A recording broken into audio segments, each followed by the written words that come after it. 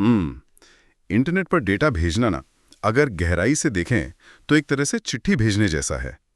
पते पर मोहर लगाई, उसे लाल डब्बे में डाला और बस हम मान लेते हैं कि वो सही जगह पहुंच ही जाएगी। बिल्कुल। लेकिन इंटरनेट की दुनिया में ना कोई एक सीधा रास्ता नहीं होता। लाखों किलोमीटर लंबी तारें हैं और हजारों जंक्शंस हैं। वही तो। और अगर वो डेटा का पैकेट रास्ता भटक जाए तो, और अगर कोई तकनीकी खराबी आ जाए जिसकी वजह से वो पैकेट दुनिया भर के सर्वर्स के बीच गोल गोल घूमने लगे, मेरा मतलब है हमेशा के लिए। हाँ, अगर इंटरनेट पर ऐसी कोई रोक टोक ना होना तो कुछ ही सेकंड्स में पूरा ग्लोबल नेटवर्क क्रैश हो सकता है। तो आज हम इसी को डिकोड कर रहे हैं। पर्दे के पीछे नेटवर्किंग के वो बुनियादी नियम क्या हैं जो इस पूरी व्यवस्था को टूटने से बचाते हैं, और कैसे आईपी एड्रेस जैसे सीमित संसाधनों का बिना बर्बादी के बंटवारा किया जाता है। देखिए, ये विषय वाकई बहुत दिलचस्प है, क्योंकि अक्सर इस पूरी प्रक्रिया को बस एक तकनीकी जादू मान लिया जाता है। हाँ, लोग तो यही सोचते हैं कि बस वाईफाई ऑन किया और जादू हो गया। सही कहा, लेकिन पर्दे के पीछे कोई जादू नहीं है। ये बाइनरी गणित और कुछ बहुत ही शानदार नियमों का एक सख्त ढांचा है। आज हमें सिर्फ ये नहीं समझना कि डेटा एक जगह से दूसरी जगह पहुंचता कैसे है। असली मजा तो इस बात में है कि वो रास्ते चुनता कैसे है, और जब जगह कम पड़ने लगती है तो नेटवर्क इंजीनियर्स क्या तरकीबें आजमाते हैं। तो चलिए इस यात्रा की शुरुआत उस सबसे आम कमांड से करते हैं जिसका नाम लगभग हर किसी ने सुना ही होगा। मतलब जब भी इंटरनेट चलना बंद होता है तो हम पिंग कमांड का इस्तेमाल करते हैं। हाँ, पिंग तो ट्रबल शूटिंग के लिए सबसे ज़रूरी टूल है। मुझे तो ये ना किसी बंद दरवाजे पर दस्तक देने जैसा लगता है। बस ये देखना कि अंदर से कौन है की आवाज कितनी देर में आ रही है।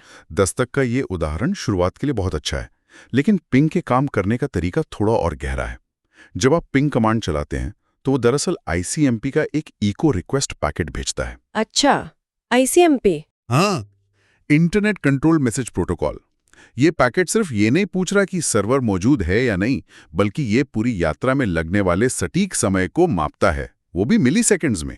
ओह, तो इससे हमें नेटवर्क की सेहत का अंदाजा मिलता है। मतलब अगर आवाज तुरंत आ गई तो रास्ता साफ है। बिल्कुल सही। और अगर देर से आई तो मतलब बीच में कहीं ट्रैफिक जाम है। और ये ट्रैफिक जैम इसलिए होता है क्योंकि डेटा एक सीधी तार के जरिए तो जाता नहीं है। यहीं पर हॉप्स की भूमिका आती है ना। हाँ, हॉप्स यानी पड़ाव। कोई भी पैकेट अपनी मंजिल तक पहुंचने के लिए कई राउटर से होकर गुजरता है। मान लीजिए आपके पीसी से घर के वाईफाई राउटर तक जाना पहला हॉप हुआ, वहां से आपके इंटरनेट प्रोवाइडर तक जाना दूसरा हॉप। समझ गई। और आईएसपी से वो किसी बड़े बैकबोन राउटर तक जाता है, फिर शायद किसी और देश के राउटर तक। एक हॉप माना जाता है, और हर हॉप पर राउटर को यह सोचना पड़ता है कि मुझे इसे आगे किस दिशा में भेजना है। और इसी सोचने में थोड़ा समय लगता होगा। हाँ बिल्कुल, इसलिए जितने ज्यादा हॉप्स होंगे नेटवर्क में देरी या लेटेंसी उतनी ही ज्यादा बढ़ेगी। इसी बात से जुड़ा एक बहुत बड़ा खतरा भी है।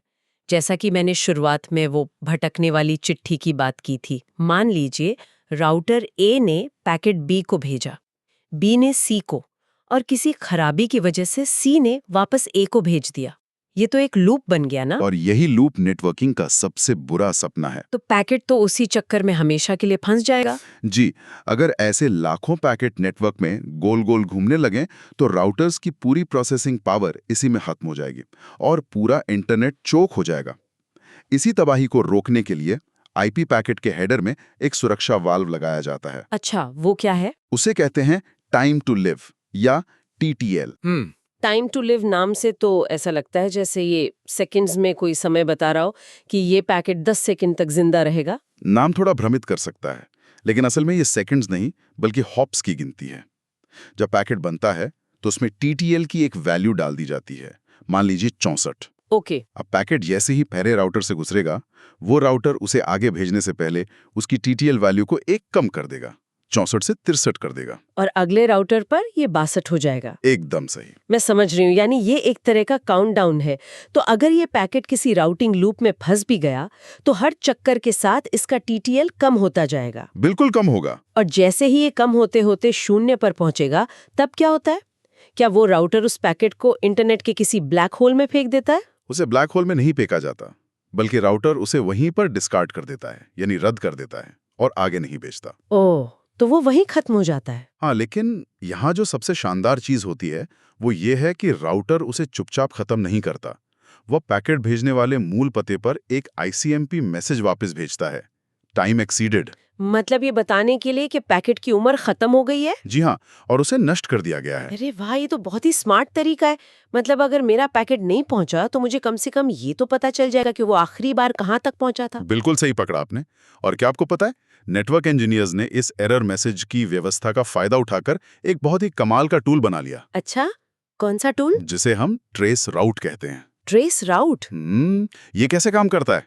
क्या ये जानबूझकर कम उम्र वाले पैकेट भेजता है? बिल्कुल। ट्रेस राउट सबसे पहले TTL1 के साथ एक पैकेट भेजता है। वो पैकेट पहले राउटर पर जाता है, TTL0 हो जाता है और पहला राउटर एरर मैसेज भेजता तो है। इससे हमें पहले राउटर का आईपी पता चल गया। हाँ, फिर ट्रेस आउट TTL2 के साथ पैकेट भेजता है। ये पहले राउटर से निकलकर दूसरे राउटर पर खत्म होता है।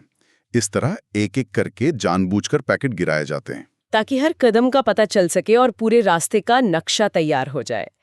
ये तो किसी जासूसी फिल्म जैसा लग रहा है जहां जानबूझकर सुराग छोड़े जा रहे हो। हाँ, कुछ ऐसा ही समझ लीजिए। लेकिन अब यहाँ मेरे मन में एक बड़ा सवाल खड़ा हो रहा है। ट्रेस राउट से हमें रास्ता तो दिख गया, लेकिन राउटर्स को कैसे पता चलता है कि वो रास्ता क्या है? दुनिया में तो करोड़ों डिवाइसेस हैं।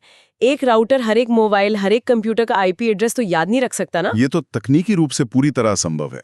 अगर इंटरनेट का हर राउटर दुनिया के हर डिवाइस का एड्रेस याद रखने लगे, तो राउटिंग टेबल्स इतनी बड़ी हो जाएंगी कि कोई भी मशीन उन्हें प्रोसेस ही नहीं कर पाएगी। तो क्या ये शहर के पिन कोड वाले सिस्टम की तरह है? पिन कोड कैसे? जैसे जब हम कोई चिट्ठी भेजते हैं तो मेन पोस्ट ऑफिस हर घर का नंबर नहीं देखता, वो सिर्फ 6 अंकों का पिन कोड देखता है और चिट्ठी उस शहर में भेज देता है। जब चिट्ठी उस सही इलाके में पहुंच जाती है, तब वहां का लोकल डाकिया घर का नंबर पढ़ता है। क्या नेटवर्क का हिस्सा पिन कोड है और होस्ट का हिस्सा घर का नंबर? पिन कोड का ये उदाहरण समझने के लिए बेहतरीन है, लेकिन नेटवर्किंग में ये पिन कोड पत्थर की लकीर नहीं होता। हमारे पोस्टल सिस्टम में पिन कोड हमेशा फिक्स्ड होता है, 6 अंकों का। हाँ, वो तो बदलता नहीं है। लेकिन नेटवर्किंग में ये पिन कोड एक रबर बैंड की तरह होता है, जिसे आप अपनी जरूरत के हिसाब से खींच या सिकोड़ सकते हैं। अच्छा, वो कैसे? राउटर को ये बताने के लिए कि पिन कोड कहाँ खत्म हो रहा है और घर का नंबर कहाँ से शुरू हो रहा है, एक अतिरिक्त नंबर की जरूरत पड़ती है। और यहीं पर सबनेट मास्क की एंट्री होती है। बिल्कुल, सबनेट मास्क भी 32 बिट का एक नंबर होता है, जो IP एड्रेस के बिल्कुल साथ साथ चलता है। लेकिन मुझे यहाँ थोड़ी उलझन है। जब IP एड्रेस खुद 32 बिट का है और उसमें नंबर लिखी है, तो हमें इस अतिरिक्त 32 बिट के मास्क की जरूरत ही क्या है? क्योंकि सिर्फ एक IP एड्रेस को देखकर राउटर ये नहीं बता सकता कि नेटवर्क कहाँ तक है। मान लीजिए IP है 192.168.1.10, तो इसमें नेटवर्क कहाँ खत्म हुआ? हाँ, ये तो देखकर नहीं पता चल रहा। इसीलिए सबनेट मास्क एक तरह का डिवाइडर या छलनी है।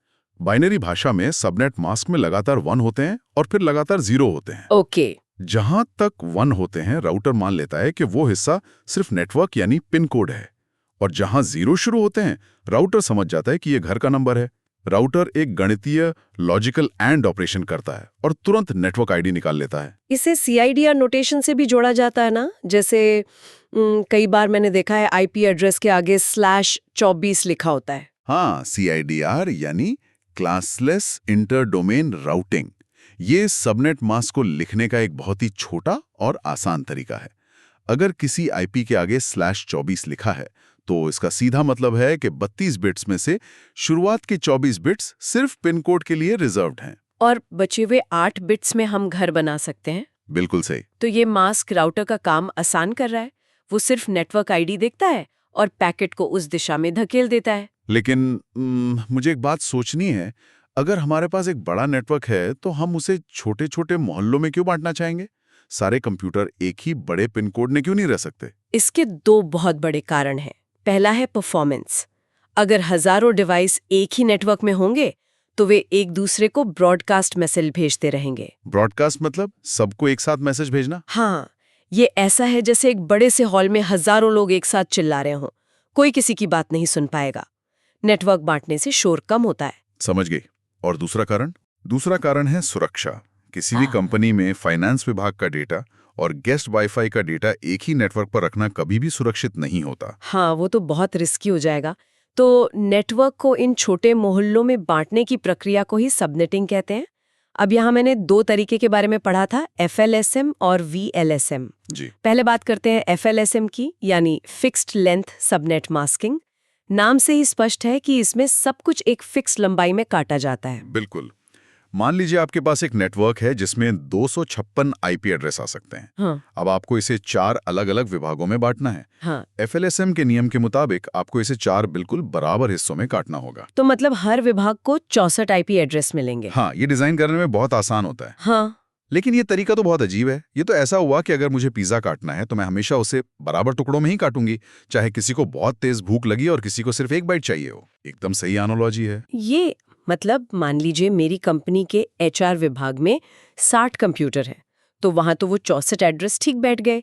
लेकिन सर्वर रूम में सिर्फ 4 कंप्यूटर हैं और वहां भी मैंने 64 एड्रेस दे दिए, तो बाकी के 60 IP एड्रेस तो बर्बाद हो गए ना। हाँ, बिल्कुल बर्बाद हो गए। आज के समय में जब IP एड्रेस खत्म हो रहे हैं, तो कोई इस बराबर काटने वाले तरीके का इस्तेमाल क्यों ही करेगा? आपकी बात पूरी तरह से जायज है। और सच तो ये है कि आज कोई भी आधुनिक नेटवर्क FLSM का इस्तेमाल नहीं करता। अच्छा। हाँ, शुरुआती दौर में जब इंटरनेट नया था और आईपी एड्रेस की कोई कमी नहीं थी, तब राउटर की सेटिंग आसान रखने के लिए FLSM बनाया गया था। लेकिन जैसे जैसे बर्बादी सामने आने लगी, इंजीनियर्स को एक नया और लचीला तरीका खोजना पड़ा और यहीं से VLSM यानी वेरिएबल लेंथ सबनेट मास्किंग की शुरुआत हुई। VLSM? तो इसमें हम अलग अलग आकार के मोहल्ले बना सकते हैं, जो जितना बड़ा विभाग उसे उतना बड़ा ब्लॉक। ये काम कैसे करता है? VLSM का सबसे सुनहरा नियम ये है कि हमेशा सबसे बड़ी जरूरत से शुरुआत करें। मान लीजिए उसी 256 आईपी वाले नेटवर्क में आपकी कंपनी को एक जगह 100 कंप्यूटर लगाने हैं, दूसरी जगह 50 कंप्यूटर और 2 छोटी ब्रांच हैं जहां 25-25 कंप्यूटर चाहिए। अगर हम पुराने FLSM से चलते तो 100 कंप्यूटर तो किसी भी हिस्से में आ ही नहीं पाते, क्योंकि वहां तो अधिकतम सीमा ही 64 थी। एकदम सही, वो तो पूरी तरह फेल हो जाता। इसलिए VLSM में हम सबसे पहले 100 कंप्यूटर वाली जरूरत को पूरा करते हैं। बाइनरी के हिसाब से 100 को पूरा करने के लिए हमें 128 आईपी का एक ब्लॉक चाहिए। ओके। तो हम नेटवर्क का आधा हिस्सा 0 से 127 तक निकाल लेते हैं और इसके लिए /25 का सबनेट मास्क इस्तेमाल करते हैं। तो आधा नेटवर्क भर गया। अब हमारे पास बचे हैं 128 IP। अगली जरूरत 50 कंप्यूटर की है। हाँ, 50 कंप्यूटर के लिए 64 आईपी का ब्लॉक काफी रहेगा। तो हम बचे हुए हिस्से में से 64 आईपी निकाल लेते हैं, जो 128 से शुरू होकर 191 तक जाएगा। और इसके लिए कौन सा मास्क लगेगा? इसके लिए /26 का मास्क इस्तेमाल होगा। अब हमारे पास सिर्फ 64 आईपी बचे हैं। और हमारी आखिरी जरूरत थी 25-25 कंप्यूटर के 2 ब्लॉक। 25 के लिए 32 IP वाला ब्लॉक फिट बैठेगा ना? बिल्कुल सही। तो बचे हुए 64 IP को 32-32 के 2 हिस्सों में बहुत आसानी से काटा जा सकता है। एक हिस्सा 192 से 223 तक और आखिरी हिस्सा 224 से 255 तक। इसके लिए /27 का मास्क काम आएगा। बिल्कुल। आपने देखा कि इस पूरी प्रक्रिया में एक भी आईपी एड्रेस कूड़े में नहीं गया। हर विभाग को उसकी जरूरत के हिसाब से सही जगह मिल गई। इसीलिए एंटरप्राइज लेवल की नेटवर्किंग में VLSM को सबसे ज्यादा अहमियत दी जाती है। ये कागज पर समझने में तो बड़ा आसान लगा, लेकिन जब कोई नेटवर्क इंजीनियर किसी नए ऑफिस का सेटअप करता है, तो वो दिमाग में ये गणित कैसे कैलकुलेट करता है? मान लेते हैं कि मुझे एक नए सर्वर रूम के लिए ठीक 20 IP एड्रेसेस की जरूरत है। मैं ये कैसे तय करूंगी कि कौन सा मास्क लगेगा? देखिए, जब आप किसी इंजीनियर से 20 आईपी मांगती हैं, तो वो कभी भी 20 का हिसाब नहीं लगाता। क्यों नहीं? क्योंकि नेटवर्किंग का एक अटल नियम है कि किसी भी सबनेट में 2 एड्रेस ऐसे होते हैं जिनका इस्तेमाल आप किसी कंप्यूटर या डिवाइस को देने के लिए नहीं कर सकते हैं। रिजर्व होते हैं। अरे हाँ, एक होता है नेटवर्क ID, जो पूरे मोहल्ले की पहचान होता है, और आखिरी एड्रेस ब्रॉडकास्ट होता है, जिसका इस्तेमाल तब किया जाता है जब पूरे मोहल्ले में एक साथ कोई मुनादी करनी हो या मैसेज भेजना हो। सही कहा। इसलिए आपकी 20 आईपी की जरूरत असल में 22 की जरूरत बन जाती है। 20 + 2। अब इंजीनियर को 2 की पावर में यह खोजना होता है कि 22 कहाँ फिट बैठेगा। चलिए साथ मिलकर गणित लगाते हैं। 2 की पावर 1 है 2, फिर 4, 8, 16। 16 तो हमारी 22 की जरूरत से कम है, तो अगली पावर है 32। हाँ, 32 में हमारे 22 एड्रेस आराम से आ जाएंगे। तो इसका मतलब हमें 5 होस्ट बिट्स की जरूरत है। एकदम सही पकड़ा है। अब याद कीजिए, पूरा आईपी एड्रेस 32 बिट्स का होता है। अगर हम 32 में से ये 5 होस्ट बिट्स हटा दें, तो हमारे पास कितने बिट्स बचे? 32 - 5 यानी 27 बिट्स। बस यही 27 बिट्स आपका सबनेट मास्क बन गए, जिसे हम /27 कहते हैं। डेसिमल में इसे 255.255.255.224 लिखा जाता है। ये /27 मास्क आपको कुल 32 एड्रेस देगा। और उसमें से 2 रिजर्व निकाल दिए। हाँ, तो 30 इस्तेमाल करने लायक आईपी बचेंगे। ये आपकी 20 की जरूरत को तो पूरा करेगा ही, साथ ही कल को अगर 5-7 नए कंप्यूटर जोड़ने पड़े तो उसके लिए भी जगह छोड़ देगा। मेरे लिए ना एकदम से दिमाग की बत्ती जलने जैसा मोमेंट है। यस। ये जो गणित हमने किया 32 - 5 = 27, ये तो किसी भी नेटवर्क पर काम करता है। बिल्कुल करता है। क्या है वो घर का 192.168.1 वाला नेटवर्क हो या किसी बड़ी कंपनी का 10.0.0 वाला विशाल नेटवर्क, अंदर का ये बाइनरी गणित कभी नहीं बदलता। ये तो एक यूनिवर्सल नापने वाले कप की तरह है। यूनिवर्सल नापने वाला कप, ये एनालॉजी मुझे बहुत पसंद आई। ये काफी हद तक सच है, लेकिन इसमें एक छोटी सी तकनीकी बारीकी है। अच्छा, वो क्या है? ये सच है कि /27 का कप आप दुनिया के किसी भी आईपी नेटवर्क में डाल दें, वो हमेशा 30 यूजेबल डिवाइस की जगह ही बाहर निकालेगा। लेकिन जो मुख्य नेटवर्क होते हैं, जिन्हें क्लास A, B या C कहा जाता है, उनकी शुरुआती सीमाएं अलग होती हैं। वो कैसे? क्लास ए का समंदर बहुत बड़ा होता है, इसलिए उसमें ऐसे हजारों कप निकल सकते हैं। क्लास सी एक छोटी बाल्टी जैसा होता है, उसमें सिर्फ 8 कप निकलेंगे। लेकिन हाँ, एक बार जब आपने /27 का पैमाना तय कर लिया, तो वो हर जगह 30 होस्ट ही देगा। ये बाइनरी गणित की ही खूबसूरती है, जो इस पूरे इंटरनेट को बिना किसी अराजकता के ग्लोबल लेवल पर चला रही है। तो अगर आज के सफर को समेटा जाए, तो हमने बहुत सी परतें खोली हैं। हमने पिंग और हॉप्स के जरिए ये देखा कि डेटा एक राउटर से दूसरे राउटर तक कैसे छलांग लगाता है। और फिर टीटीएल ने हमें ये सिखाया कि नेटवर्क को लूप्स की तबाही से कैसे बचाया जाता है और ट्रेस राउट उसका कैसे फायदा उठाता है। उसके बाद हमने सबनेट मास्क को एक रबर बैंड की तरह इस्तेमाल करना सीखा, जो राउटर्स को पिन कोड पहचानने में मदद करता है। और आखिर में हमने आईपी एड्रेस के बंटवारे की कला को समझा, एफएलएसएम की पुरानी बर्बादी से लेकर वीएलएसएम की सटीक और बिना नुकसान वाली व्यवस्था तक। ये पूरी व्यवस्था ये दिखाती है कि इंसानी दिमाग ने सीमित संसाधनों को सहेजने के लिए कितना बेहतरीन और अचूक गणित तैयार किया है। लेकिन यहीं पर एक बहुत बड़ा विचार सामने आता है। ये सारा चालाकी भरा गणित, वीएलएसएम, सबनेटिंग, ये सब इसलिए वजूद में आए क्योंकि IPv4 में एड्रेस खत्म हो रहे थे। हाँ, वो तो है। आज दुनिया को देखिए, अब सिर्फ कंप्यूटर या मोबाइल इंटरनेट से नहीं जुड़ रहे हैं। आज टीवी से लेकर लाइट बल्ब, फ्रिज और कार तक को एक आईपी एड्रेस चाहिए। उपकरणों की गिनती तो अरबों को पार कर चुकी है। बिल्कुल। इंटरनेट ऑफ थिंग्स का एक ऐसा विस्फोट हो रहा है जिसकी किसी ने कल्पना भी नहीं की थी। तो सबसे बड़ा सवाल यह है कि क्या वीएलएसएम का ये बचाव वाला गणित भविष्य में इंटरनेट को संभाल पाएगा? ये तो सोचने वाली बात है। या फिर हम उस बिंदु पर आ चुके हैं जहां हमें इस पुरानी व्यवस्था को पूरी तरह छोड़कर IPv6 की नई दुनिया में पूरी तरह से शिफ्ट होना ही पड़ेगा। एक ऐसी दुनिया जहां हर एक रेत के कण को भी आईपी एड्रेस दिया जा सकता है। ये वाकई एक ऐसा सवाल है जो आने वाले समय में नेटवर्किंग की पूरी दिशा तय करेगा। आज जो बाइनरी का गणित हमें इतना अचूक और शानदार लग रहा है, शायद कल की तकनीक के सामने वो बस एक गुजरे हुए कल का चैप्टर बन जाए। खैर, इन विचारों के साथ ही इस गहरी और तकनीकी चर्चा को यहीं विराम देते हैं। इंटरनेट के पर्दे की पीछे की दुनिया को समझना हमेशा से ही बहुत रोमांचक रहा है।